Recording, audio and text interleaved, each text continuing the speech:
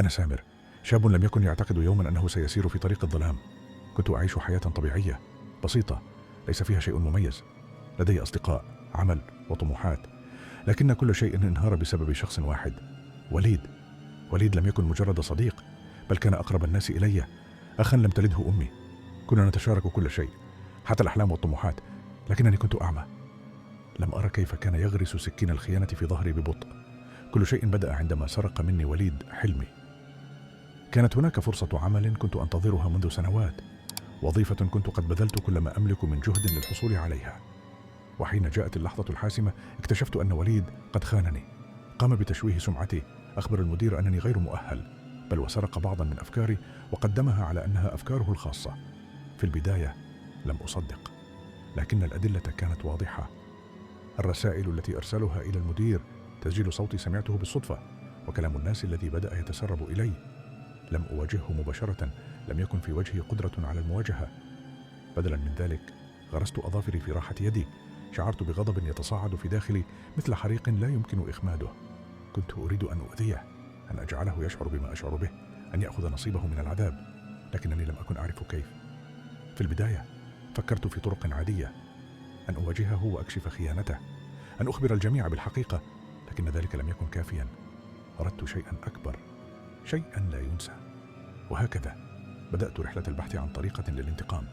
بدأت أقضي وقتي في أماكن غريبة، أبحث عن أي شخص يمكنه أن يدلني على وسيلة تجعل وليد يدفع الثمن. ذهبت إلى العرافين، قارئي الفنجان، وأصحاب الخرافات، لكنهم جميعا كانوا مجرد دجالين يسعون وراء المال.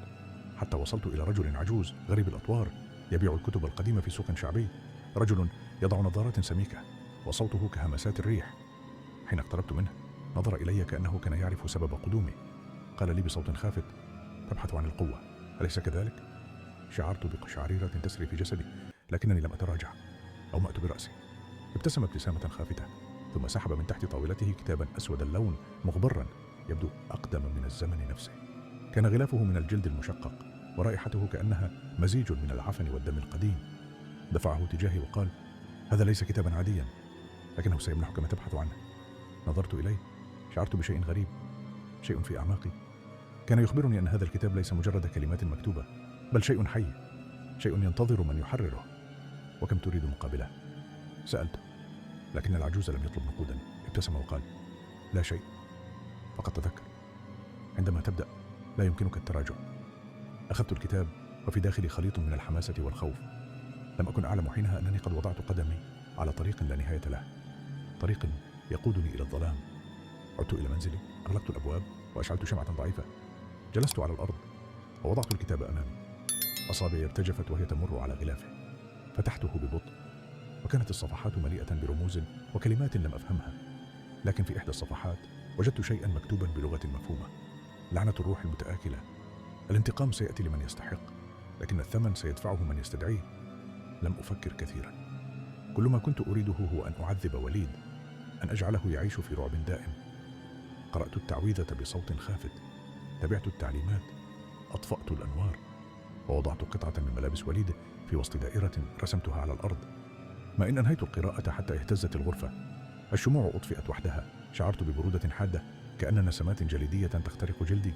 ثم سمعت صوتا لم يكن صوتي، ولم يكن في الغرفة أحد غيري. تم الأمر، لكن الدور سيأتي إليك أيضا. لم أفهم معنى هذه الكلمات وقتها، لكنني سأفهم لاحقا عندما يبدأ الجحيم الحقيقي. في اليوم التالي التقيت بوليد، وكان واضحا أن شيئا ما قد تغير. عيناه كانتا متعبتين، كأنهما لم تذوقا النوم منذ أيام. كان شاحبا مرتبكا، يرتجف بين حين وآخر. عندما نظرت إليه لم أستطع منع نفسي من الشعور بلذة الانتقام، لكنه رفع رأسه ونظر إلي بخوف لم أفهمه. سامر، هناك شيء ما يتبعني. حاولت أن أخفي ابتسامتي وسألته: ماذا تعني؟ صوته كان ضعيفا وهو يهمس. كلما أطفأت الأنوار أراه واقفا في الزاوية. شعرت بالقشعريرة تسري في جسدي، لكنني تجاهلتها. كنت سعيدا بأن خطتي نجحت، لكنني لم أكن أعلم أن هذا لم يكن سوى البداية. في الليلة التالية استيقظت على همسات في أذني. كانت هناك أصوات خافتة تهمس باسمي. شعرت بقلب يتسارع. التفت حولي، لكن الغرفة كانت مظلمة وخالية. ثم سمعت صوت يشبه صوتي، لكنه مشوه، هامس بطريقة غير طبيعية. الانتقام ليس لك وحدك. وعند طرف سريري رأيته، كان يشبهني تماما، لكنه لم يكن أنا، وكان يبتسم. التقيت بنفسي، لكن هذا لم يكن أنا. كان يقف عند حافة سريري، جسده يشبهني تماما، لكنه بدا باهتا وكأنه نسخة مشوهة مني.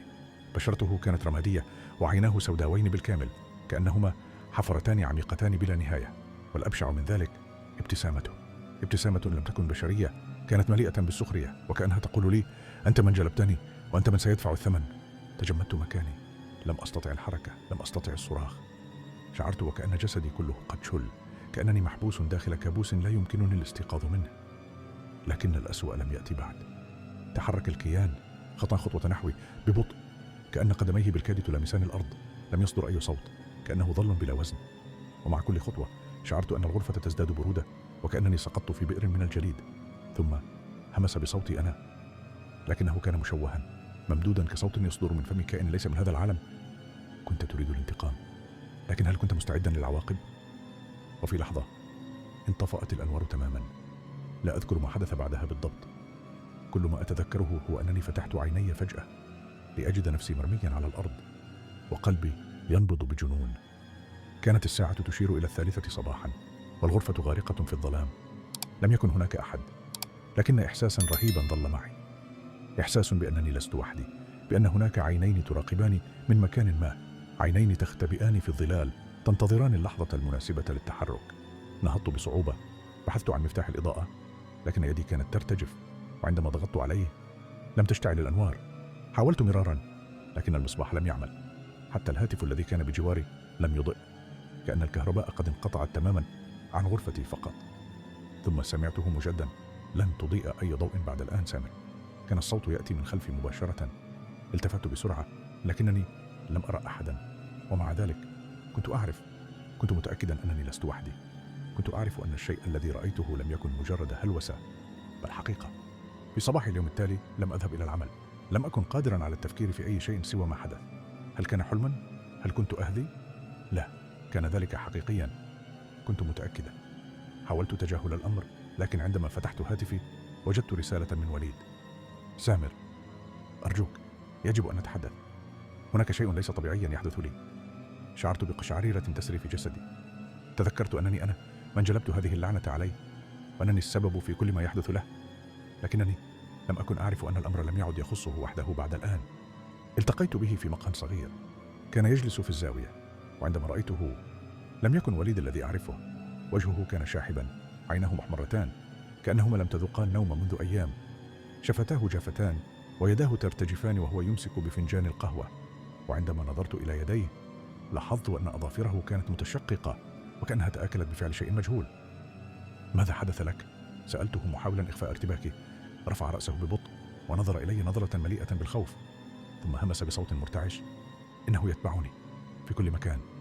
ابتلعت ريقي بصعوبة. حاولت أن أبدو طبيعيا، لكنني شعرت أنني أنا أيضا لم أعد بأمان. من هو؟ سألته، رغم أنني كنت أعرف الإجابة مسبقا.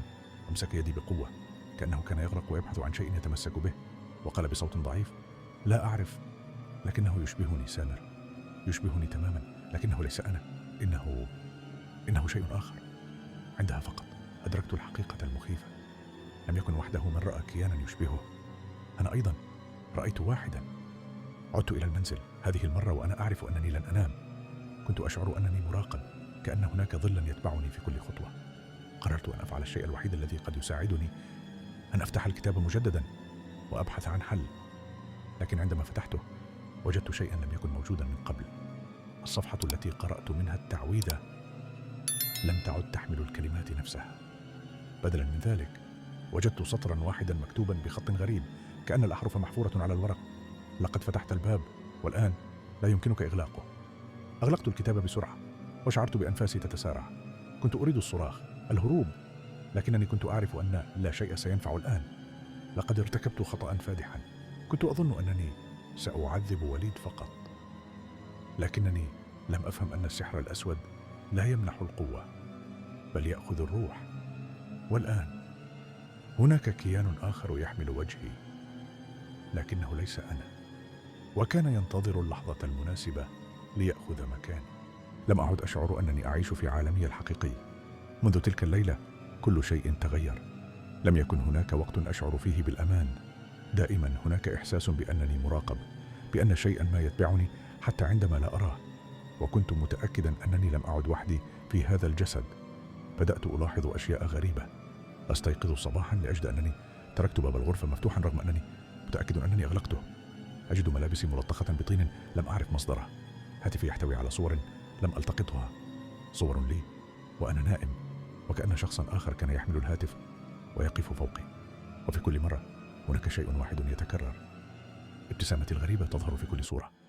قررت أن أخبر وليد بكل شيء رغم أنني كنت أعرف أنه لن يصدقني بسهولة، لكن عندما حاولت الاتصال به لم يجب. ذهبت إلى منزله، طرقت الباب مرارا لكن لم يكن هناك أي رد. وبعد دقائق فتحت الباب. امرأة عجوز يبدو أنها والدته، كانت عيناها حمراوين كأنها كانت تبكي لفترة طويلة. من أنت؟ سألتني بصوت مرتجف.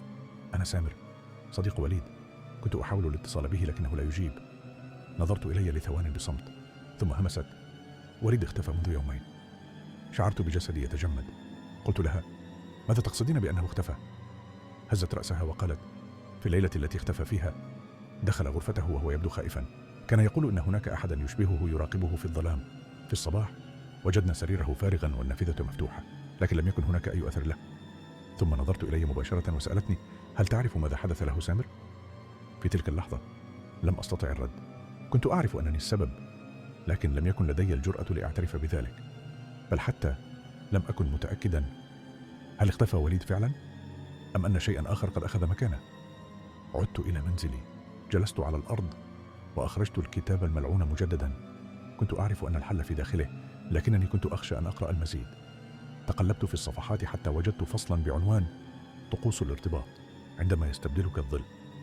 بدأت أقرأ بسرعة وعيناي تتوسعان مع كل كلمة. الكتاب يشرح أن عند استخدام السحر الأسود للانتقام، فإن الكيان الذي يستدعى لا يذهب ببساطة بعد تنفيذ المهمة، بل يبدأ في الاندماج مع من استدعاه حتى يصبح الاثنان شخصا واحدا. العلامة الأولى: يرى المستدعي كيانا يشبهه تماما. العلامة الثانية: يشعر بأنه يراقب حتى عندما يكون وحده. العلامة الثالثة: يفقد السيطرة على أفعاله ويبدأ في رؤية أشياء لم يفعلها. العلامة الرابعة: يختفي من العالم الحقيقي ويحل محله الكيان بالكامل. كانت يداي ترتجفان وأنا أقرأ الكلمات الأخيرة. كنت في المرحلة الثالثة ولم يتبقى لي إلا خطوة واحدة قبل أن أختفي تماما. بدأت أراقب نفسي. كنت بحاجة لمعرفة متى أكون أنا ومتى يكون هو. بدأت أضع كاميرا تسجل كل شيء أثناء نومي، وتركت دفترا بجواري لأكتب فيه ملاحظاتي كل يوم. وفي الليلة التالية عندما استيقظت وجدت الدفتر مفتوحا وهناك سطور لم أكتبها: سامر لم يكن هنا الليلة، لكنه سيعود لاحقا. شعرت بدمي يتجمد. فتحت الكاميرا بسرعة وبدأت أشاهد التسجيل. عند الساعة 3 صباحا رأيت نفسي أجلس على السرير، أو على الأقل شيئا يشبهني، لكن لم يكن هذا أنا. كان ينظر إلى الكاميرا مباشرة ثم ابتسم. وفي اللحظة الأخيرة من التسجيل همس بصوت منخفض: لماذا تقاوم؟ قريبا لن يكون هناك فرق بيننا. أدركت أنني لم أعد أملك الكثير من الوقت. كنت أعرف أنه إذا استمر هذا الوضع فإنني سأختفي كما اختفى وليد، وسيحل محلي هذا الشيء.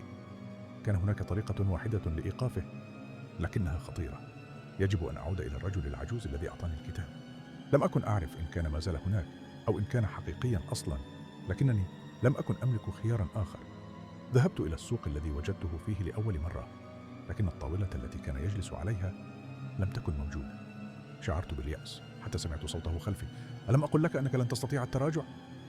التفت بسرعة فوجدته واقفا في زاوية مظلمة ينظر إلي بابتسامة باردة. أرجوك، يجب أن تساعدني، قلتها بصوت مرتجف، لكنه هز رأسه ببطء وقال: ليس هناك شيء مجاني يا سامر، ستدفع الثمن بطريقة أو بأخرى.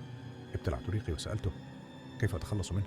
ضحك بخفوت وقال: إذا أردت استعادة حياتك فيجب أن تضحي بشيء مساو لها. ماذا تعني؟ اقترب مني، همس في أذني بكلمات جعلت قلبي يتوقف: يجب أن تمنح اللعنة شخصا آخر لتحل محلك، وإلا ستبقى معها للأبد. شعرت بالدم يتجمد في عروقي. هل هذا يعني أنني يجب أن أجد شخصا آخر ليأخذ مكاني؟ أغمضت عيني، وحين فتحتها كان العجوز قد اختفى، ووجدت الكتاب الأسود في يدي مجددا، وكأنه ينتظرني لأتخذ قراري. الآن أقف وحدي في الغرفة، أنظر إلى الكتاب وأفكر: هل يمكنني أن أفعلها؟ هل يمكنني أن أختار شخصا آخر ليأخذ مكاني؟ ثم خطر في بالي اسم واحد: وليد. لكن المشكلة كانت: هل وليد ما زال موجودا؟ أم أنه قد أصبح هو الآخر مثلما أصبحت أنا؟ وفي تلك اللحظة سمعت صوتا خلفي، همس مألوف بنفس نبرتي، لكنه ليس أنا.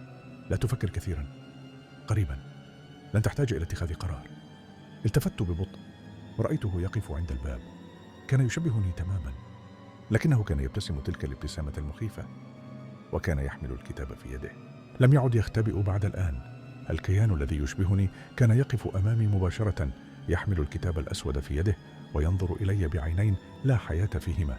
لكن أكثر ما أرعبني هو تلك الابتسامة، ابتسامة تدل على أنه لم يعد خيالا أو وهما، لقد أصبح حقيقيا بالكامل.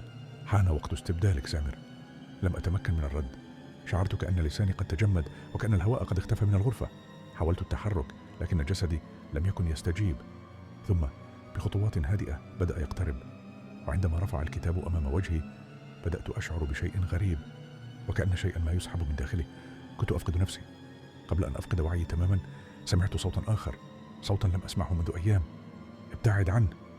وفجأة تحطم شيء زجاجي، وشعرت بجسدي يسقط على الأرض. رفعت عيني بصعوبة ورأيت وليد واقفا عند الباب يلهث وكأنه كان يركض منذ ساعات. كان في يده مرآة قديمة مكسورة، وكان يحدق في الكيان الذي يشبهني بغضب. لكن الشيء الغريب هو أن الكيان كان يبدو خائفا. أخذ وليد خطوة للأمام ورفع المرآة نحوه، ثم قال بصوت قوي: أنتم لا تستطيعون النظر إلى أنفسكم، أليس كذلك؟ وفي لحظة بدأ الكيان يصرخ. لم يكن صراخا بشريا، بل كان أشبه بصوت حاد، كأن عشرات الأصوات تتحدث في وقت واحد. وبدأ جسده في التشوه. كان يحاول الهروب، لكنه لم يستطع. وفجأة انطفأت الأنوار بالكامل. عندما عادت الأضواء كان الكيان قد اختفى. نظرت إلى وليد، لم أستطع تصديق أنه أمامي. قلت بصوت متقطع: كيف عدت؟ جلس على الأرض يلتقط أنفاسه، ثم قال: أنا لم أختفي بالكامل. لقد كنت عالقا بين هنا وهناك. كنت أسمع كل شيء، لكن لم يكن بإمكاني التحرك، حتى وجدت المرآة القديمة في منزل جدي وتذكرت شيئا قرأته عنهم. سألته بصوت مرتجف: عنهم؟ من هم؟ نظر إلي نظرة مرعبة، ثم قال: الأشباح التي تأخذ وجوه البشر، إنها تكره رؤية نفسها لأنها تعرف أنها ليست حقيقية. في تلك اللحظة سمعت صوتا قادما من الزاوية المظلمة في الغرفة. كان صوتا ضعيفا، لكنه مألوف جدا: سامر، سامر. التفت بسرعة، وقبل أن أتمكن من رؤية شيء انطفأت الأنوار مجددا. لا أعرف ماذا حدث بعد ذلك. عندما فتحت عيني كنت في غرفتي، ووليد لم يكن موجودا. لا أثر للكتاب ولا للكيان ولا لأي شيء. كل شيء بدا طبيعيا، لكنني كنت أعرف أن الأمور ليست كذلك، لأنني عندما نظرت إلى المرآة رأيت انعكاسي، لكنه لم يكن يتحرك في نفس الوقت الذي أتحرك فيه. ثم رأيت نفسي أبتسم، رغم أنني لم أكن أبتسم. لم تكن سوى البداية. لا شيء يبدو حقيقيا بعد الآن. عندما أستيقظ كل صباح لا أكون متأكدا إن كنت أنا أم أنه هو. انعكاسي في المرآة لا يتحرك مثلي تماما. أسمع أنفاسي تصدر من مكان آخر في الغرفة، وأحيانا أرى عيني تلمعان في الظلام حتى عندما لا يكون هناك ضوء. لكن أكثر ما يخيفني هو أنني بدأت أفقد الوقت. أفتح عيني في مكان ولا أعرف كيف وصلت إليه. أجد على يدي جروحا لم أصب بها. أرى أرقاما غريبة مكتوبة على جدران غرفتي، وكأن أحدهم يحاول التواصل معي. والأسوأ أنني بدأت أسمع صوته في رأسي. لقد اقترب الوقت سامر. لم أكن أملك سوى خيار واحد: العثور على وليد. لكن عندما ذهبت إلى منزله كانت المفاجأة في انتظاري. عندما طرقت الباب خرجت والدته، ولكن هذه المرة لم تكن تبكي. كانت تنظر إلي ببرود غريب، وكأنها لا تعرفني. وليد؟ سألتها، لكنها ردت علي بجملة واحدة: ليس لدينا أحد بهذا الاسم. شعرت بجسدي يتجمد. قلت بصوت مرتجف: ماذا؟ كيف؟ كنت هنا منذ أيام وسألت عن اختفائه. لكنها لم ترد. أغلقت الباب في وجهي وكأن شيئا لم يحدث أبدا. لم يكن هناك خيار آخر. كان علي العودة إلى المكان الذي بدأ فيه كل شيء. كان علي العثور على الرجل العجوز. ذهبت إلى السوق القديم لكن لم يكن هناك أي أثر له. المكان الذي كان يجلس فيه أصبح فارغا، كأنه لم يكن هناك أحد من قبل. كنت على وشك فقدان الأمل حتى سمعت صوته خلفي: ألم أقل لك أن لا تلعب مع الظلال سامر؟ التفت بسرعة ووجدته واقفا هناك بنفس مظهره الغامض، بعينين مليئتين بالسخرية. صرخت فيه: أين وليد؟ ماذا فعلتم به؟ ضحك العجوز بصوت منخفض وقال: وليد؟ تقصد الشاب الذي كان يحاول مساعدتك؟ اقترب مني وقال بهمس مرعب: لقد كان ضعيفا جدا، الظل أخذه مكانك سامر. تراجعت للخلف، جسدي كله يرتجف. قلت: لا، هذا مستحيل، لقد كان معي، لقد أنقذني. ابتسم العجوز ابتسامة باردة وقال: هل أنت متأكد أنه كان وليد؟ وفي تلك اللحظة شعرت بكل شيء ينهار حولي. لم يكن وليد هو من أنقذني، بل كان هو. شعرت بالظلام يزحف نحوي، كان بداخلي ينتظرني أن أستسلم، لكنني لم أكن مستعدا لذلك. نظرت إلى العجوز وقلت بصوت غاضب: كيف أتخلص منه؟ هز رأسه وقال: هناك طريقة واحدة فقط، يجب أن تحرق الجسد الذي يسكنه الظل. قلت: ماذا تقصد؟ ضحك وقال: يجب أن تحرق نفسك سامر. شعرت بالدماء تتجمد في عروقي. كنت أعرف أنه لا يمزح. إذا كنت أريد إنهاء هذه اللعنة كان علي إنهاء نفسي معها. ذهبت إلى منزلي، أغلقت جميع الأبواب والنوافذ، ثم وقفت أمام المرآة. كان انعكاسي يبتسم لي ابتسامة عريضة مرعبة. لن تفعلها سامر. لكنني كنت قد قررت. أمسكت بولاعة وسكبت البنزين حولي، ثم نظرت إليه للمرة الأخيرة، وقبل أن أشعل النار همست له: لن آخذ مكاني في الجحيم وحدي. ثم ألقيت عود الثقاب. استيقظت بعد أيام في المستشفى. نجوت، لكن الجميع قالوا إنني احترقت بشدة. لم يكن يجب أن أكون على قيد الحياة. لكن المشكلة لم تكن في الحروق. المشكلة أنني عندما نظرت إلى المرآة في الغرفة لم يكن هناك انعكاس. لقد رحل الظل، لكنني لم أعد متأكدا إن كنت أنا من